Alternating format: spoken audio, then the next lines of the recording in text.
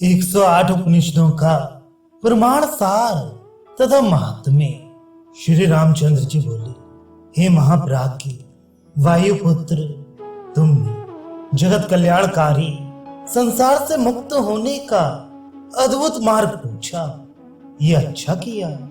हे शत्रु का दमन करने वाले, तुमको मुझसे प्राय वेदों का अर्थ विदित हो चुका है, तथापि आज विस्तार के साथ वही तुम्हें कह देने के लिए मैं अत्यंत उत्सुक हूं। ब्रह्म विद्या की शिक्षा ग्रहण करने में तुम्हारे समान कोई अधिकारी नहीं है, अतः इसका रहस्य तुम्हें न बताऊं तो किसे बताऊं। संसार में तुम्हारे अतिरिक्त मेरा कोई प्रेम पात्र नहीं है, इसलिए आओ मेरे निकट चले आओ। मेरा हाथ तुम्हारे शरीर को स्पर्श करना चाहता है। ये कहकर श्री रामचंद्र जी ने हनुमान के सब शरीर पर हाथ फेरते हुए तत्वार्थ को कहना प्रारंभ किया।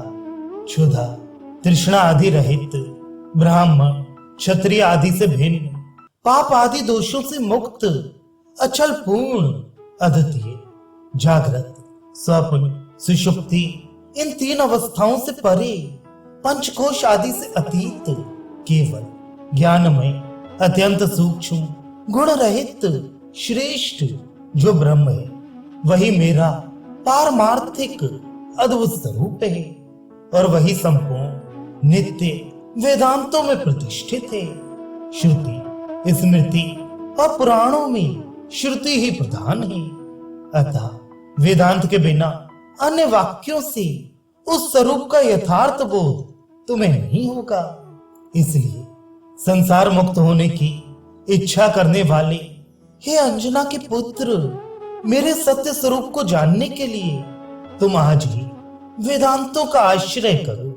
समस्त तत्वार्थ जिसमें भरे हुए हैं, उस साक्षात देवी स्वरूप उपनिषद से कोई भी रहस्य छिपा हुआ नहीं है।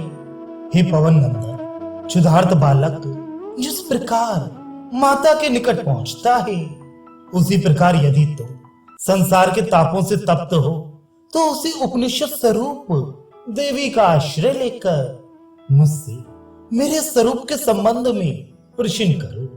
हनुमान जी ने कहा, हे रघुनाथ जी, वेदांत कौन है और वे कहाँ हैं?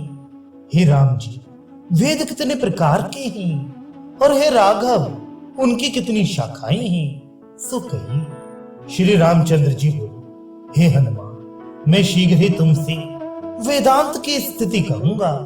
उसी समय मुझ विष्णु के निश्वास स्वरूप अनंत वेद उत्पन्न हुए हैं। तिल में जिस प्रकार तेल होता है, उसी प्रकार वेद में वेदांत भली भांति प्रतिष्ठित हैं। ऋग्वेद आदि के विभाग से वेद 4 कहे गए हैं, उनकी शाखाएं अनंत हैं और उन्हीं में फिर उपनिषद भी है। ऋग्वेद की शाखाओं की संख्या 21 है। हे वायुपुत्र, 109 शाखाओं वाला यजुर्वेद है। हे शत्रुओं को ताप देने वाले सामवेद की शाखाओं की संख्या सहस्त्र है। हे कपीश, अथर्वण वेद की 50 प्रकार की शाखाएं हैं और उक्त समस्त शाखाओं में से एक एक शाखा का एक एक उपनिषद कहा गया है। उनमें से एक ही ऋचा मंत्र अथवा अधिक भी जो मुझ में भक्ति रखकर पढ़ता है, वह मनुष्य कठिनता से प्राप्त होने वाली मेरी सायुज्य पदवी को प्राप्त करता है। यद्यपि सालोक्य, सारूप्य, सामीप्य की अपेक्षा सायुज्य मुक्ति श्रेष्ठ है, तथापि उसका भी गौरव 5वीं कैवल्य नाम की मुक्ति ने हरण कर लिया है। श्री हनुमान जी ने पूछा, ये कैवल्य मुक्ति मुझे किस उपाय से प्राप्त होगी, जिससे संसार कूप में मेरा पुनः पतन ना हो? श्री रामचंद्र जी बोले, पहला ईश, फिर के, कट, पृषिन, मुंड, मांडुक्य, तैत्तिरीय, ऐतरेय, छांदोग्य और 10वां बृहदारण्यक, ये 10।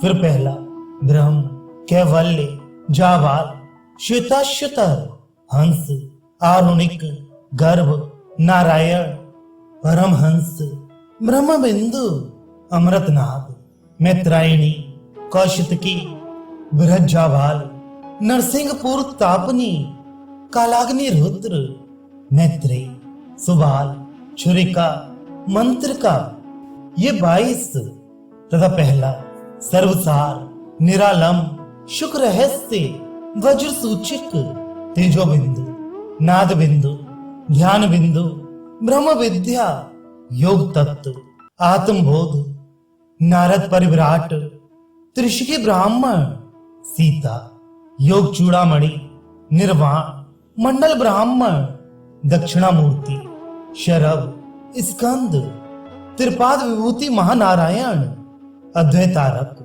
राम रहस्य, राम पूर्व तापनी और राम उत्तर तापनी, वासुदेव, मुदगल, शांडिल, पैंगल, भिक्षु, महत, शारीरिक, योग शिखा, तुर्यातीत अवधूत, संन्यास, परमहंस परिव्राजक, अक्ष मालिका, अव्यक्त, एकाक्षर, अन्नपूर्णा, सूर्य, अक्षी, अध्यात्म, कुंडिका, सावित्री, आत्म, पाशुपत ब्रह्म, पर ब्रह्म, अवधूत, त्रिपुरा तापनी, देवी, त्रिपुर, कठरुद्र, भावना, रुद्र हृदय, योग कुंडली, भस्म जावाल, रुद्राक्ष जावाल, गणपति, श्री जावाल दर्शन, तारतार, महावाक्य, पंच ब्रह्म, प्राणाग्नि होत्र, गोपाल पूर्व तापनी और उत्तर तापनी,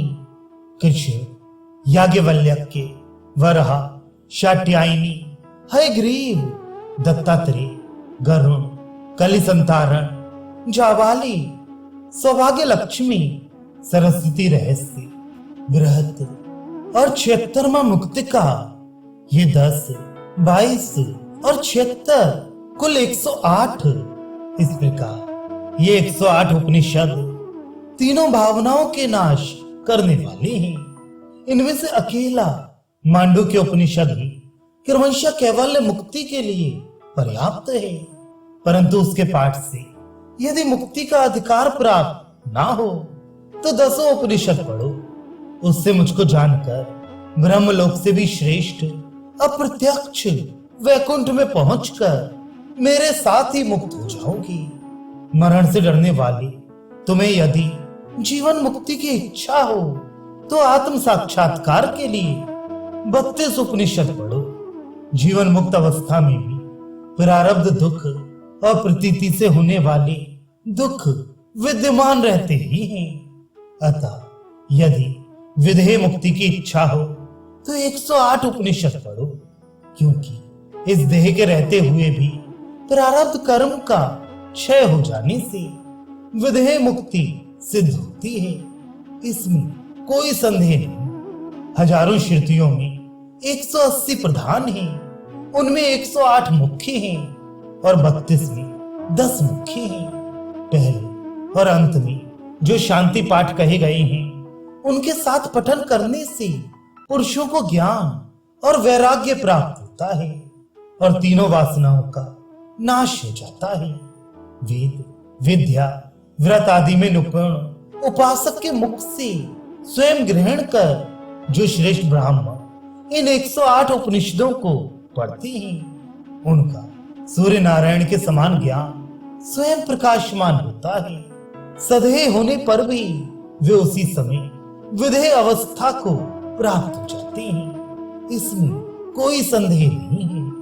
कोई याचना करे तो उसकी इच्छा पूर्ण करने के लिए धन दिया जाए, राज्य भी दे दिया जाए, किंतु यह अष्टोत्तर शत उपनिषद कभी ना दिए जाए।